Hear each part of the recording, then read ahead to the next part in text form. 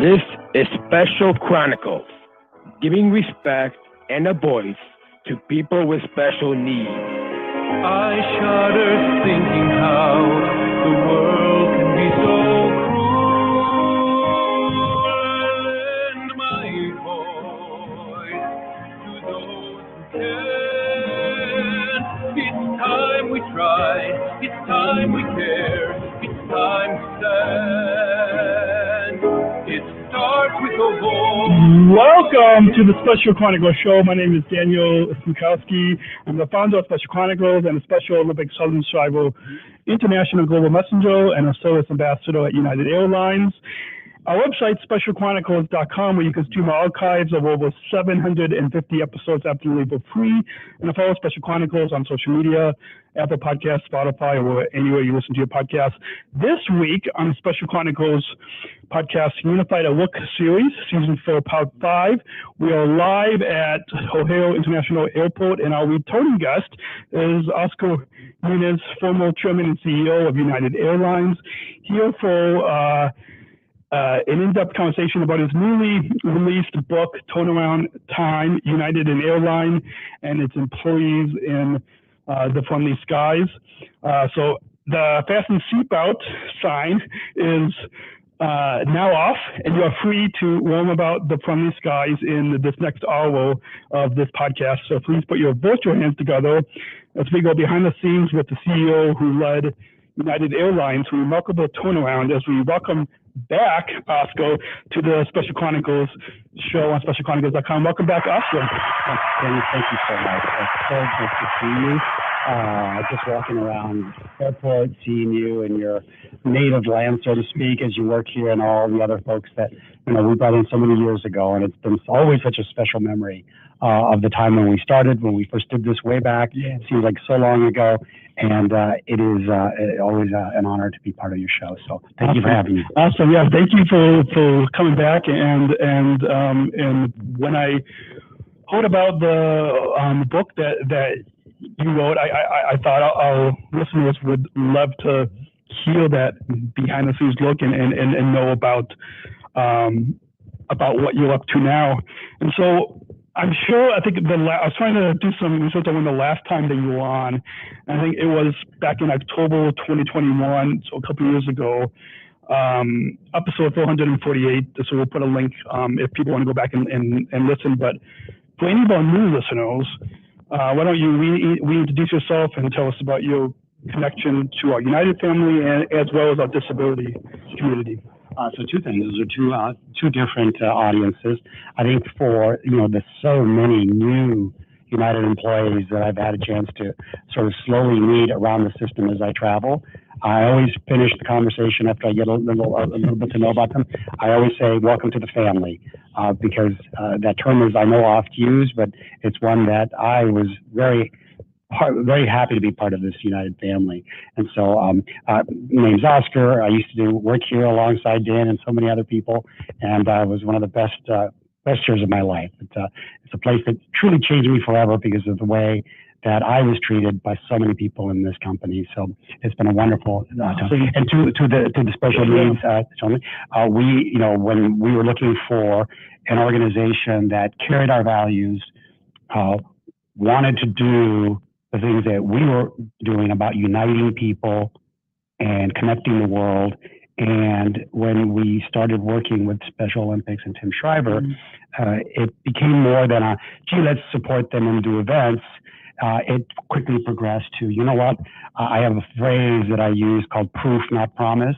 And it's like, well, why don't we bring them in to work for us? Because, hard work is how we all get dignity and respect. And it was one of the things I was trying. And again, it's not the easiest thing in the world for some people to do the job that we have and the hours and all that. But we found a way to make it work. And you're one of those examples many years later. So awesome. Yeah, I know. I've in helping and assisting many of our passengers here at the airport. There's so many of them that have thanked me for the kindness and professionalism that you just talked about. And I think now this October will be 4 years that we've been here, and what you just described, I think, is what we're doing now shows the perfect example of the success that when Special Olympics and United comes together, the powerful. I know that there was one of our United family members from, I think, Houston she commented and said that we're the missing piece to United. And so I couldn't agree more. I think one of the fundamental things that I've always said about working in this industry is that you have to fundamentally like people. This is absolutely a people business. And I think what we found in your community is an amazing love, an amazing affection, and a genuine warmth towards other people. And it's how you want to be treated, and that's how everybody in the world wants to be treated. And I still remember the phrase that Tim Shriver used when we first forged this union between our two big institutions. At the end of the speech, he said, in a world that's increasingly divided, because we, Special Olympics, choose a world that's united with a play on words. And that play on words is something that I use for the book. Well, and I think, now to kind of bring it into your book, I think they also kind of play on those words of turnaround time. But I think I'm wondering if part of you and Tim talking about bringing us into the United family of how we helped United to kind of turn around There's no question. I think, with regards to the book, it's probably the longest love letter to United employees writ large that anyone's ever written. But everyone was a part of this, and clearly you and your teammates that we brought here in Chicago are part of that. There's something about the work that we do and about watching others exemplify the things that we need. We used to have this concept of the core four, and one of those was caring. And I think if there was a niche where you added so much to that, was that the concept of caring is native to you. It's not. I don't make a choice about whether I care for people, because it's just something that you personally do so well. And I'm constantly proud and amazed, and I watch your podcast all the time. Thank you. Happy for your success. Thank you. So in the book, and I'm blinking on the page that you wrote it. I've got a bunch of notes here and on my iPad, but you wrote that leadership is an act of extended storytelling. And as when I'm not looking at United with doing these podcasts and telling the stories through audio and video, storytelling is I love hearing and people's stories, whether it's on a podcast, whether it's talking to our passengers as they board the flight. So I was wondering if you could comment on on what you meant by how leadership is an act of extended storytelling. It's if you think of history, if you think of movies we watch, there's always a story being told, and we're fascinated by stories because we pay attention to them. And with a lot of the stories that people tell, there's part of us in them, and so it connects. As leaders of organizations, it's sometimes easy to give speeches which are very prim and perfect and say all the right things in the right way. But as Maya Angelou, the poet, once said, it's not always what you say, but how you make people feel when you say it, or something to that effect. And I think storytelling and extended storytelling, especially in our industry, we all have stories. I mean, in your 4 years here, you could sit down with someone and tell 20 stories off the top of your head about warm, wonderful moments, heroic moments when the people in this airport made other people's lives so much easier and simpler by going out of their way to do that. And so what storytelling does for me, and everything that I've ever done in my leadership, is engage people in that way, because I'm not going to tell you to be caring. I'm going to give you an example of what caring means. And the story about Special Olympics and United is just one of those many stories. And so that's what I meant by that. Awesome. So before we take our post break and we dive into the book, or we fly into the book, I thought we could have you absolutely sign a book. I can hold this mic. You can grab the pen and a United pen. So I think the important part, this will be the first of two books. We just got these books. The actual physical books that just been released and sent to us. And so the book you'll get and the book that another person here at the airport will get today are the first ones that I have signed and that I've given to someone. And that's the level of connection I have to you and what you've done. Awesome. So, thank you. Again, Thank you. And so as Oscar does that, we will figure out how pen works. Oh, let's see if we can. For all of you that know me, my right hand doesn't work really well. So Oscar's going to sign that, and wait. Oh, one of my phones is buzzing. I got my job done. We're working through that. Okay, so with that phone buzzing, we're gonna go ahead and take we're gonna go ahead and take a break. Just a quick 1 minute break. When we come back, we will dive into Oscar's book right here on SpecialChronicles.com. Support for Special Chronicles comes from listeners like you. As an independent public media podcast, Special Chronicles will always be there for you. Now we're asking you to be there for us. As a nonprofit independent media organization, we can only make programs like Special Chronicles with listener support. Our programs provide weekly, candid, honest, and inspiring conversations about the people with disabilities community that creates awareness, support, and advocacy within each week's episode. Listeners tell us our shows are an enjoyable and necessary podcast for the intellectual and developmental disability community and everyone else who is able to listen to stories about life from a different angle. Please, if you and your family love our weekly podcasts, make a one-time, monthly, or annual gift of thanks today.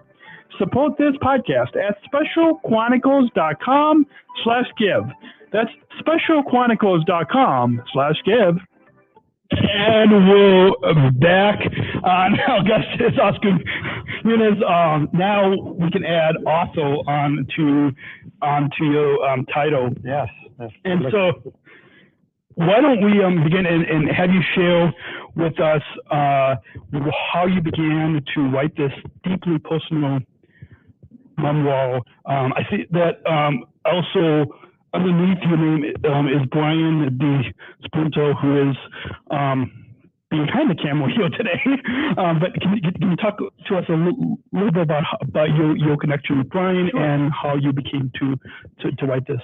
And on top of it is the foreword is written by Walter Isaacson, who is arguably the greatest living American writer today and is part of the United Board and a friend as well. But I think the journey began, so Brian worked at United as well. He was director of communications for the corporation, and he and I worked on so much of my tenure, so many of the issues that we faced, the ups and the downs. So he was alongside with me all the way, and we kept that relationship going. And over the course of COVID, as things kind of slowed down in the world, we began to reflect on the many stories, back to storytelling, and the wonderful things that were able to happen. But more importantly, on what I said in my last note to the United public is that, I came here to change United, but at the end, it actually changed me. And I mean that so much that the book just became to come together. And we started with events that happened that everybody knew about, and we slowly began to expand. And so there's a little bit of my life, my personal life, and how I grew up, and how my values were created. And then it grows into the company and the people that I met here, the issues we faced and how we handled them, and then the success that we had inevitably. And then I also talk a little bit about the future of aviation because, we're all here for the long term, and there's a lot of great, exciting things that are going on. Awesome. So in the dedication of the book you dedicated to your United colleagues, can you talk a bit about why you decided to dedicate it to your? I mean, it might for readers, it might be obvious by the cover of the book and even the subtitle, but can you talk to us a bit about why you decided to dedicate it to all United colleagues? It's almost verges on emotional how I feel about what we together were able to accomplish at United. And it was not myself, it was not my senior team. It was a combination of so many of your listeners that were part of this. And so the dedication, as you think through, my personal family, friends, and so many people that are part of my life that I could dedicate and acknowledge everywhere.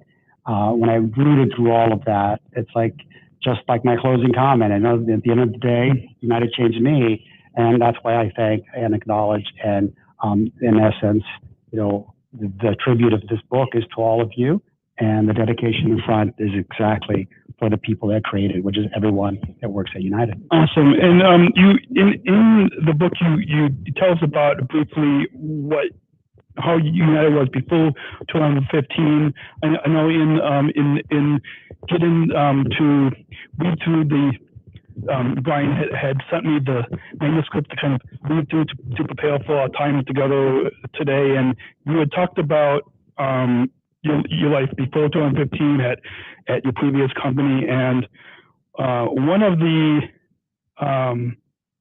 can you kind of tell us about how and why you decided to kind of turn things around so fast? When I first arrived, we knew, the world knew that things weren't running well. Our operations were good, our financials were good, our customers were upset. So you had all those, indicators that things weren't well.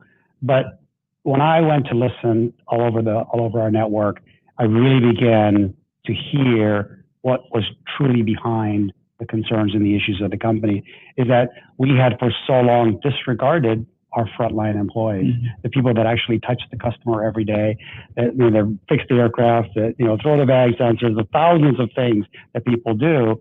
We had lost them. We had lost their trust, and so they were disenfranchised and disengaged. And so the need for a quick turnaround, it wasn't a time-based thing. It was an emotional-based thing of connecting with everyone. And as you began to do that, that emotion grew.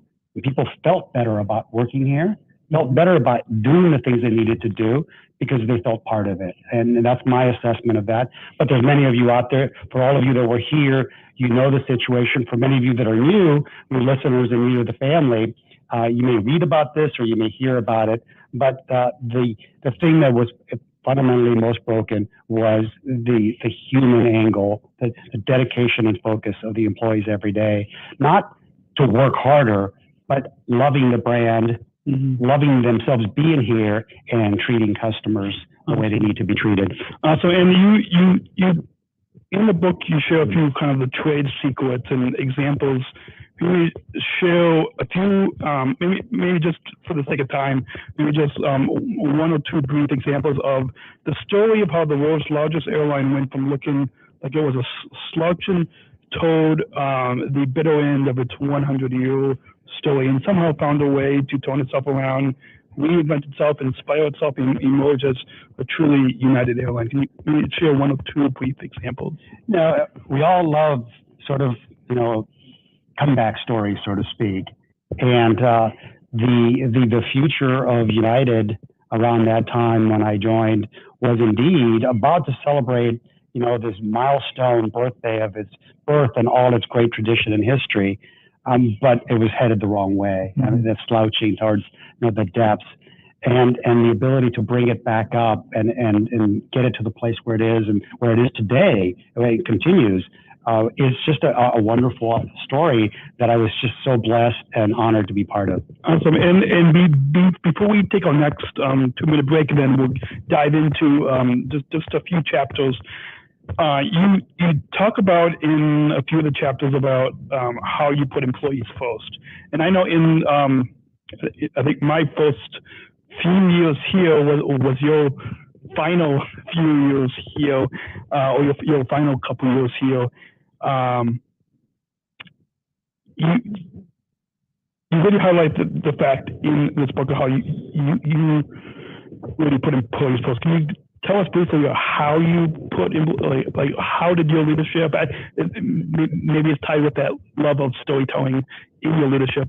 Yeah, it certainly is. I think it's an understanding over the course of my career, my upbringing, and my general sort of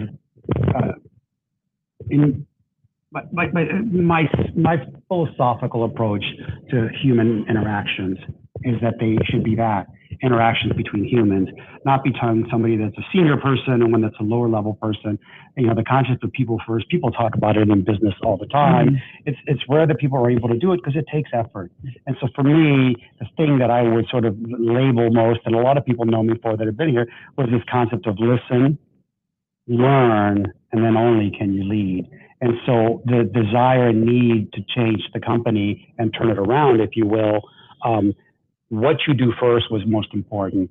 And I went to the people, to all the front lines, to get an understanding of what that was about before I just launched into some analytical exercise, which, you know, would have borne some fruit, but it was fundamental that, you know, we have so many tens of thousands of employees that said, you know, I think their viewpoint is very important, and often very much the thing we needed, and it proved out to be correct. Well, awesome. And I know in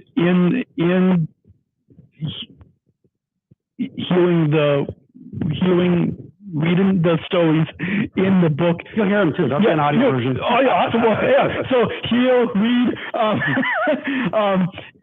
Our listeners will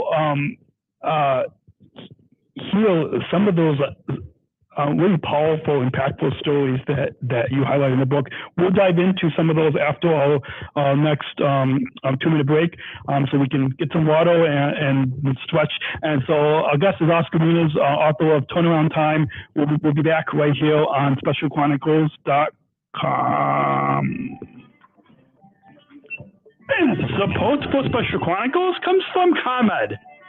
Special Chronicles is proud to partner with the ComEd Energy Force Ambassador Program. The Energy Force is the country's first energy efficiency education program designed for and taught by people with disabilities. ComEd is powering lives, and Rary is powering us here at Special Chronicles to keep the lights on and our technology is powered on. As ComEd powers the lives of us, they are literally giving a voice to people with special needs. We thank ComEd for the generous support of our mission at Special Chronicles. Learn more at specialchronicles.com/ComEd. That's specialchronicles.com/ComEd.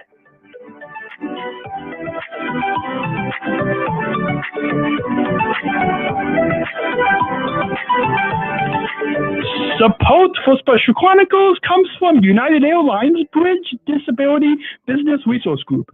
Special Chronicles is proud to partner with United Airlines and the Bridge BLG. Bridge BLG is committed to being an ally for all employees and customers with disabilities.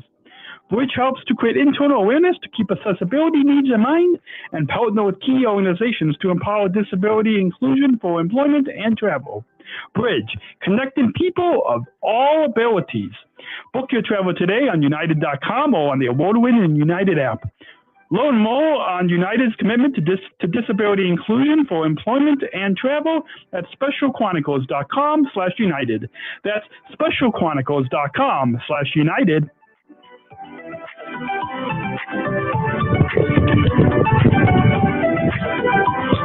Our guest is Oscar Munoz, author of Turnaround Time and former United Chairman and CEO. And as we dive into the book, we're not going to go through the whole book because it's over 200 pages, 19 chapters. The rest of you should. The rest of you should, yeah. So we're only going to give you a few highlights of a few, but at the end of the episode, we'll let our listeners know where they can buy the book. But so hopefully this will whet your appetite to want to go and pick up the book. I know I posted a picture on LinkedIn, and there's tons of comments of people that are already pre-ordering the book. In the first chapter, you talk about above and below the wing. And for any listeners or readers who don't know about aviation, might not know some of these terms, even before I came to United, I didn't even know, but you slowly learn, by being here, you slowly learn these terms. And so maybe first, can I briefly define for our listeners what above and below the wing mean, and then there's a quote in the first chapter that you wrote that the sun never sets on the NOC, and I love that image, and it's similar to our Special Olympics movement, which means Special Olympics International used to have a blog, and they had a tagline on the blog that said, "The sun never sets on the Special Olympics movement."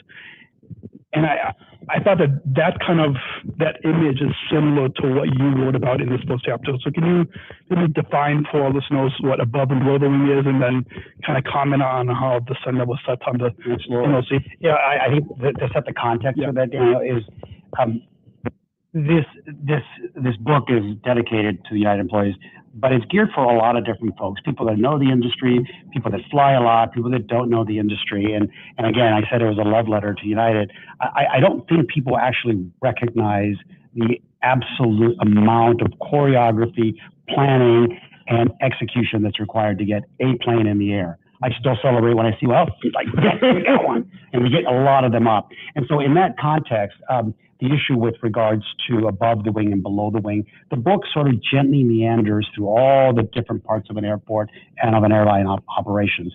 Above the wing is deemed, in essence, the thing that most customers come in. They come in, they see gate agents, they do a ticket, they check their baggage, they go through security, they get on the aircraft, they meet our flight attendants, the gate agents there, and of course our pilots. And so that's all, in essence, above the wing. What happens below the wing is intense because those bags go somewhere in the bottom and they have to go from place to place. And the absolute cavernous amount of infrastructure that's below airports to handle everyone's bags, to handle all the movement, the fueling, the catering that has to be done. And then you have something called tech ops, which are the maintenance folks that do the work. There's thousands of employees at major airports that support your seat in your flight as you're going. So I think it's nice to walk people through that so that they understand that there's not one person or two people that just didn't do their job. So many people have to do. And the most amazing thing is a lot of the flights that you take have been actually, that flight number, that destination was planned 6 months in advance. So we know today, 6 months from now, at this very time, what planes are going to be going in different places and everything in the plane that goes around it. So that was the thing. The sun never setting on the NOC is just a play on words, very similar to your Special Olympic stories, although not as dramatic. We never stop. There's always planes in the air. And there's always, from an operating perspective, we always have customers in the air. We always have aircraft in the air. And because they're large mechanical beasts, they're traveling literally all over the country, all over the world. That there's always got to be a watchful eye. So the NOC, which is the heart and brain of the entire operations, is always monitoring and watching all those moving pieces. Awesome. And in the second chapter, you talked about the health had received major insults, and you had chronicled, and I know it's another play on words with Special Chronicles, but you had. This guy, I love it. Your shameless plug. You had chronicled your story of what happened to you just 30. I believe I'm trying to recall from the book 37. So it's 37 days. 37 days. Yeah. Can you tell us briefly about what? But just kind of what the appetite for listeners of this story that you shared. This is the hard story. So for people that don't know the story, which is 37 days after I joined, we've chronicled the state of the union at United and the work that we were doing. And I'm out on this listening tour. A mere 37 days into the job, I suffered what was considered one of the most major of heart attacks that could be, which led to that phrase that came from one of our doctors when my family arrived, because they were all over the country and they arrived here. The doctor's first words to them, as doctors tend to be a little clinical about their approach, his words were, his heart has received a major insult. To translate for all of us that aren't doctors and speak like that, my heart blew up. It was one of the worst days to this day. When I go visit the people that were there, the nurses that were there, still speak about they've never seen somebody come in with their condition in such a terminal state and actually make it through. So I am blessed beyond belief to have made it through that. And so 37 days, I went through this heart attack, and then spent a couple of months trying to figure out what my life was going to be and whether I was going to be able to return. In that interim period, again, this is how the concept of family, and when I say United changed me, the amount of letters and banners and food and flowers that I received from all over the world from the United family, wishing me well, wishing me back, and all those wonderful things was something that I'll never be able to repay, because my children would take those bags and they would read them out loud to me while I was at the airport. And that was just one of those meaningful things in my life. And so when the decision came whether I would come back to work, it was pretty straightforward and clear, unanimous in my family. Like, yeah, you're going back. Those people loved you, you loved them, and we're going to do good things together. And that's exactly what we did. Awesome. There's a few other quotes that related to that story that we'll comment on, that I would like to comment on in just a few moments, but first, in chapter 3, you had a quote in there you had titled, "This was our North Star," and I recall you saying that similar to when we were similar to, well, we're not really on a stage now. We're in a closed down club, but back, I think somewhere. You don't have to tell them, man. It's the best stage ever. This is the best stage ever, yeah. This is the best stage ever. Hollywood world class. Yeah, with all the lights, cameras, photographers. So, audience? Similar to this audience that we have here. We were in the hangar, which is behind where we're sitting today. I had hosted the Q&A at your farewell event here in Chicago.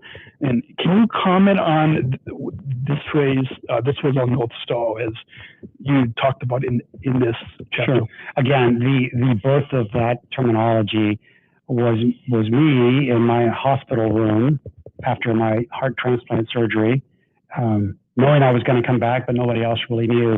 There was a very large leadership meeting that was being held here in Chicago, and all the certain level leaders were here from all over the world. And so it was a surprise visit. I kind of snuck in the back and popped up on stage. And the gist of that conversation that day was my assessment of my first 37 days. We have an amazing group of people. We have incredible, smart leaders. And our only issue is where we were like wandering nomads in the desert. Everybody was doing what they thought was the right thing, but going in a different direction. And I thought what the need was for someone as your leader is to determine what that North Star is, and then all move through that. And so that concept of North Star is how that began. And in a really funny, I think, touching way, the North Star, if you know your constellation, words and acronyms, the North Star is actually Polaris. And where Polaris lounges and the Polaris concept that United uses and everything, that's the play on words between there. So all of these things have connectivity and connection. And at the farewell dinner, the farewell event that you have, it was important that I leave everyone with just as I left it. We were wandering nomads, searching in a direction, and found it. We now have that North Star. Let's keep pressing. Awesome. Well, and on page 45 in your book, you talked about your family and the powerful spirit of inclusion. Can you comment on, and this episode is, as the kids say, is dropping on May 1st, so the day before your book is released. And somewhat around the beginning of May, there's going to be a new video that is going to be released about how United is trying to be the leading, most inclusive, accessible airline. I've seen it. I can't share it yet because it's in he's bragging again. But it's Mr. Insider. It's a powerful video, and it will be shared externally, internally. Can you kind of comment on what you wrote about on page 45 of when you talked about your family and relate that to kind of the powerful spirit of inclusion? Yeah, I have several things. So I use the term La Familia, which is the Spanish word for family. And as all of us that speak different languages or understand different languages, the words that translate literally, sometimes the meaning is deeper. And I think in English, family means a lot of things as well. But there's a special thing in Spanish where La Familia has such an encompassing, inclusive, non-border-like cast. It's like, you know, you and I would be cousins, right? And everyone's a cousin, everyone's a tío or a tía, aunt or uncle. And I think what we do in this company and this airline is above the wing, below the wing, across. When we were in our heyday, we all treated each other like United employees, fellow family members, and regardless of race, color, sex, or creed, we're a company because of we travel, you know, we fly all over the world. We are as inclusive and as diverse as any organization out there. And so it's natural to us, but having the human connectivity and support, because you would all of us would do, most of us, I mean, I don't know everybody's family, but you would do anything for a family member, right? There's a lot of discretionary effort you would provide for those. So I try to talk about inclusion in that way, that it's beyond, hey, someone of a different race, sex, color, creed, or background, as opposed to, you know, we should just accept humans. And part of the Special Olympics aspects, part of me being here with you, is just that very proof point that it is so important to be in this divided world, choosing to be more united. Awesome. And in chapter 7, what I read the story that you shared about just when you the weekend that you left your previous job and just before you started, you were because it was a somewhat of a similar story to how I came. Oh, really? Yeah. It was when I was reading. I was like, it was kind of a similar story, and so just before you came, and for our listeners, we definitely want to highlight it in chapter 7 that you read this story. Just before you were at your daughter's wedding, and similar to you, just before I came to United, the day that I left my previous job, and then the next week I came here to United. So my girlfriend Georgia, who you know, her twin sister had got married, so her wedding was that weekend. So it was kind of a similar kind of story. So I was able to relate to that. Synchronicity, for sure. So I don't, if you kind of wanted to kind of comment on no, I think you said it well. The decision point to come to United and leave my former role, communicate that to that company where I was scheduled and to be their CEO in a relatively short period, to say no there and come here, make the decisions, begin the planning process for what I would say to my new United family and what I would say in my goodbye to my old, and then having my actual physical family with my daughter, you know, my firstborn daughter, going through the process of her marriage. And that event was obviously a big one in anyone's family. All of those sort of converging at the same time that I'm making this decision. And I think in doing the father-daughter speech, I may have said the word company versus family, and just because I was immersed in so many of those things. But it was an interesting moment, because once that wedding, which was a great success, finished, I began to really focus on the future, and that's where it took us. Awesome. And then we've got just 3 more chapters that we want to highlight before last break, and then and then we'll wrap up with some final thoughts. But chapter 8, you had shared a story of how you were in the hospital recovering from your heart attack from United employees. You said that rosaries were being said on your behalf. Can you talk about because faith is something else that's important in my life. So can you talk about briefly about how that power of the that those employees were saying for you? Can you talk about how you experienced more peace, closeness to God, and how that's good for your health? And you know, admittedly, I'm not an overly pious or religious person, but faith has always been part of my life, and I believe thoroughly in the healing power in this particular case, of prayer and thoughts that were provided for me. Because when you're sitting in those rooms, in those hospital areas, you're lonely and you don't know what's going to happen to you. And there's these waves of energy that come to you from nowhere. And it can only, again, it sounds dramatic, but it can only be from the power of human thought and prayer that's coming your way, and people well above my capacity to understand. But it made me feel significantly better. And in our darkest moments, we tend, I think, as Lincoln said, to get on our knees and look up because there's nowhere else to. I find it a valuable and I find it a valuable lesson that I've learned, that the power of that many people pulling for me is really impactful. Please. Awesome. I'm going to combine a couple chapters for you to comment on. Chapter 9, Come On, There's Room for You. Chapter 10, The Listening Tool. And in particular, to Chapter 10, you renamed when one of the first, because you had made a list of things on your iPad that you wanted to change about United, and one of those was renaming our headquarters to what we now today know it as the CSC, the Corporate Support Center. So can you talk about the significance of this and why this is important for leaders and for your legacy at United? Yeah, it's not as important as a legacy. It's just a reminder that our business and the point of contact with our customers is here at an airport, here at an airplane, here in the terminal. It is not in corporate headquarters. The corporate headquarters are incredibly important and also have to function well.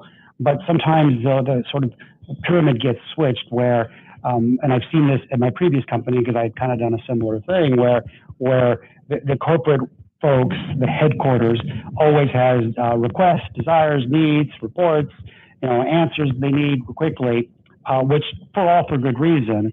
But you have to be reminded that the corporate office exists to support the people that are at the ground level, working with our employees and with our customers and our employees. And so sometimes a name change is all you need, as opposed to headquarters, which has a slightly imperial feeling to it, right? It's where the throne is and where the people make decisions. And then switching around, well, no, we're here to support them. So it's being available, as you know, in airports. It's a 24/7 operation. People work around the clock. The corporate office needs to sort of adhere and understand that that's what's happening and work through it. So it was just a simple, one of many simple things that can make a difference, but it spoke volumes to the people that were in the field because they felt respected. It's like, I get this, why he's doing that. Awesome. And to kind of wrap up this segment before we take our final 1 minute break and get to some final thoughts, I'm going to kind of combine a few chapters and was wondering if you could comment on chapter 12, 17, and 19, Game of Hearts, lockdown, and then from what's wrong to what's next. Is there any particular story that kind of stands out?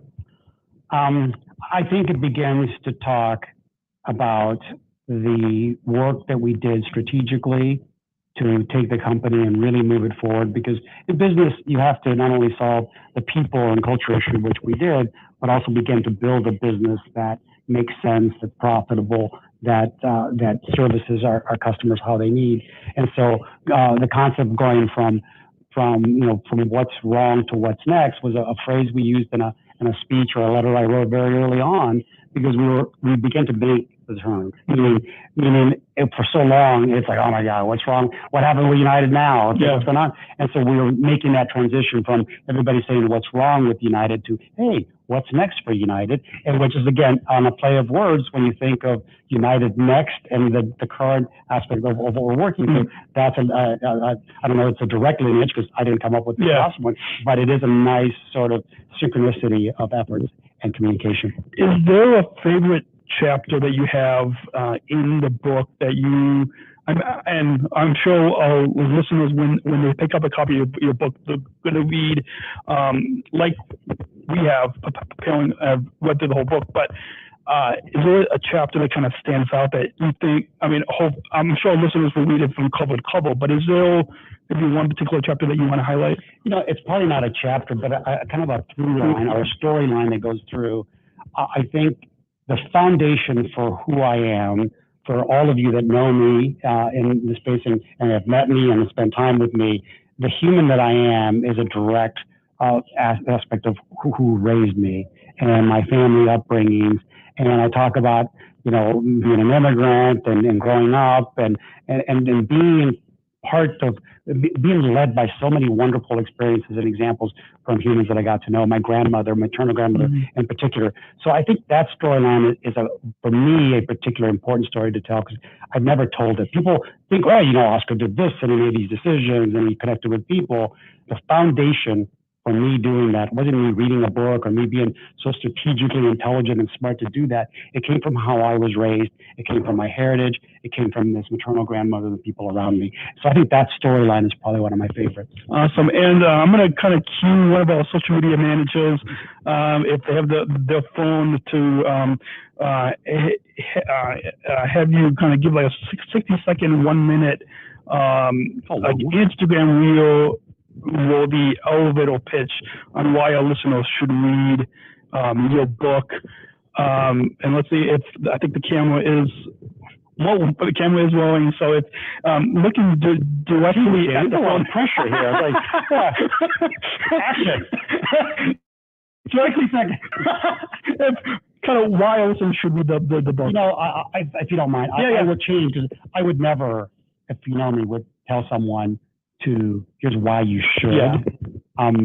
You've heard a lot over the course of the day. For those of you that experienced what happened at United by being employees, for some customers that are out there, you saw the transformation.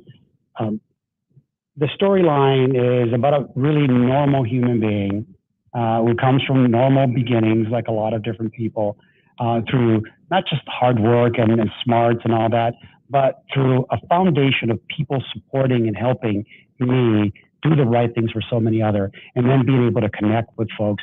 It's a human interest story that is something we need nowadays, right? We have an increasingly divided world.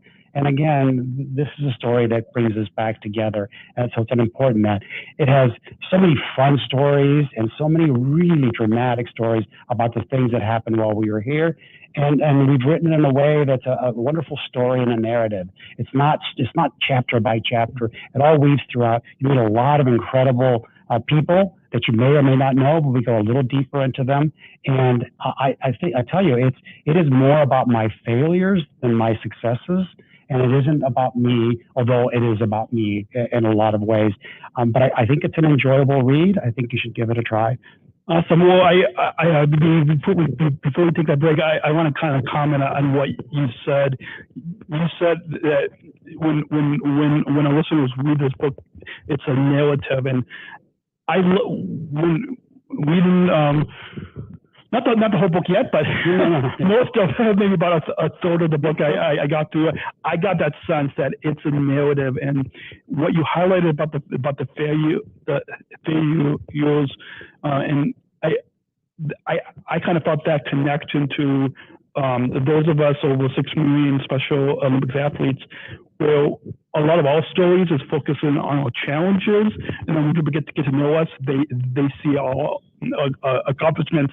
And that's why I'm here. I think this is awesome that he's here doing this. So I think that's what you highlight and show through the narrative, that focusing on showing the challenges, but then showing how you're able to show leadership. And that's what, no matter it's in a special needs disability community, United family, or just any of our listeners who's listening and when you read this book. I loved how you kind of captured that. Thank you. They say that trust moves at the speed of vulnerability. And I think from business leaders' perspective, it's often forgotten that, showing a little bit of yourself gets you a lot back, and it builds trust. Awesome. We're going to take one final 1 minute break. When we come back, we'll get you some final thoughts and plug where you all can go read the book. And so our guest is Oscar Munoz. We'll be back in 1 minute, so 60 seconds, right here on SpecialChronicles.com. We'll be right back. Special Chronicles is hosted by PodmanDan Podcast Hosting, the easiest, most affordable option to get started in podcasting. At Special Chronicles, we proudly host our weekly podcast with Podbean, and highly recommend you use Podbean Podcast Hosting to get started in podcasting today. Sign up for an unlimited hosting plan and get 1 month free now to get started in podcasting today when you visit specialchronicles.com/Podbean. That's specialchronicles.com/Podbean. Our live streams are powered by StreamYard, the easiest way to create professional live streams. StreamYard is a live streaming studio in your browser. Interview guests, share your screen, and much more. Stream directly to Facebook, YouTube, LinkedIn, and other platforms. Sign up for StreamYard today using our StreamYard referral link when you visit specialchronicles.com/StreamYard. That's specialchronicles.com/StreamYard. Well, as the cap of my bottle drops, we're back. Our guest is Oscar Munoz. You're going to ruin this beautiful stage we have. I know. At least the water didn't spill. That's the power of podcasting. We sometimes don't always pay attention during the break, but hopefully our listeners pay attention to the breaks instead of fast forwarding, which could happen. Anyways, so this is your second time on the Special Chronicles show. Can you share any final thoughts on your overall time here today in this here today to talk about your book, one of the first of two podcast interviews that you have done about this book. Any final thoughts? I think very simply, and I think you've heard it throughout. I should have. Sorry about that. I forgot to unmute your mic. There we go. Here we go. I think my final thoughts on being here with you is out of sheer respect and gratitude. You were so kind to do and host that conversation when I had my going away party at the hangar, and it's wonderful to see you in action. It makes me very proud, and so this is another chapter in my life that's, pun intended, that is important, and I wanted to be able to share it with you. Awesome. And to get to some plugs, I'm going to put a banner up on the screen. If you're listening to the audio podcast, go check out the video on YouTube, Facebook, or LinkedIn on Special Chronicles. You can watch the video and actually see us. Can you let our listeners know how they can follow you on LinkedIn, Instagram, where they can buy this book that they see behind this turnaround time? Sure. Yes, Oscar Munoz, at Oscar Munoz. I have an Instagram, I have LinkedIn, both of those places where I usually populate some things. The book can be bought at any bookstore, virtual or otherwise. It'll be released on May 2nd, so tomorrow, by the way of your contract. Yeah. So, thank you. I love your support. I love your reading, but more importantly, when I see you anywhere, I would be deeply honored if people would ask me to sign the book for them, because that would mean the most thing for me. Awesome. So we'll put links in the show notes to your website where people can buy the book, and we will also put a link to the last episode that you will on. And we got one final question before your next interview, and we sign off. And to introduce that final question, we're going to go ahead and roll a bumper. Let's go ahead and roll a bumper. We are the ambassadors of an uprising, peaceful protesters, in a rebellion against anyone who has a fear of difference. Our demands are equality, dignity, and the recognition of our shared humanity. We will not stop or accept anything less. Today, our world is more divided than ever, and coming together has never been more urgent. The revolution is inclusion. Find out more at jointherevolution.org.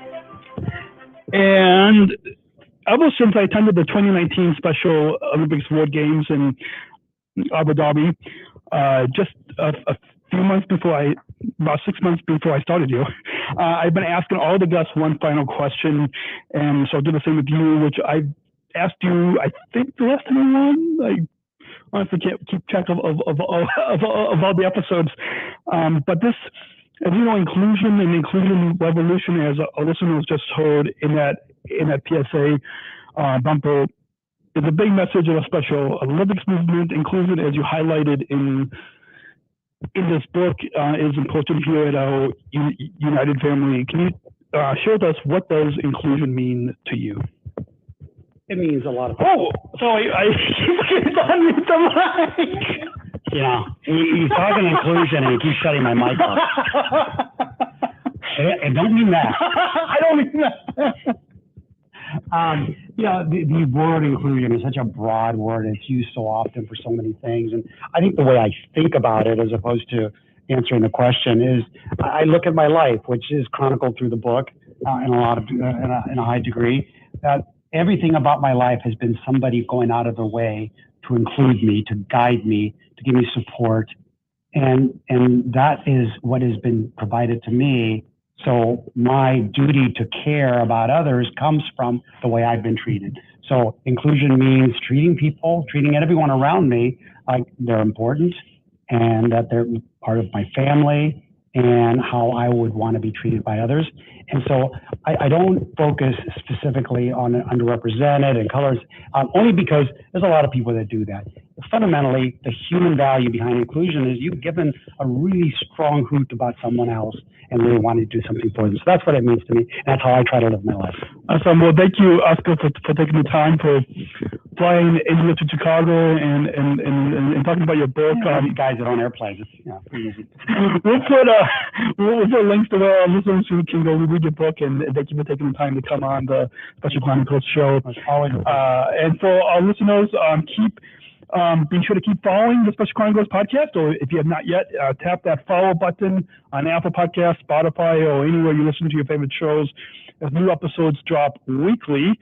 Don't miss original content that will help you make impactful and inclusive connections in your life through our podcast. And remember to visit our website, specialchronicles.com. That's specialchronicles.com, where you can stream archives of over 730 episodes, I believe, for free, to follow Special Chronicles on social media, Apple Podcasts, Spotify, YouTube, or anywhere you listen to your shows. Have a great week, and we'll talk to you next week right here on specialchronicles.com. And until then, remember, good leads the way.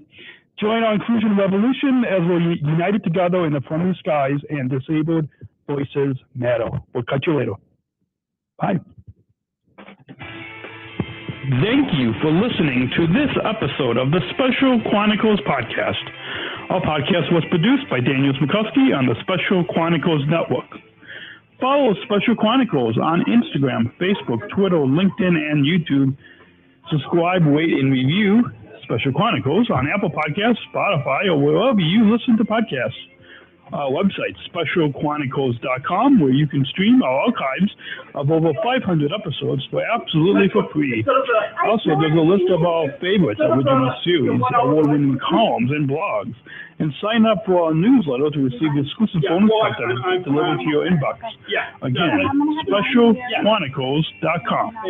Special Chronicles is hosted by PodmanDan Podcast Hosting. Our live streams are powered by StreamYard. Thanks, as always, to our business manager, Adam Smrokowski, who always encourages us to never give up. I'm Daniel Smrokowski, back next week with more stories. Special Chronicles, giving respect and a voice to people with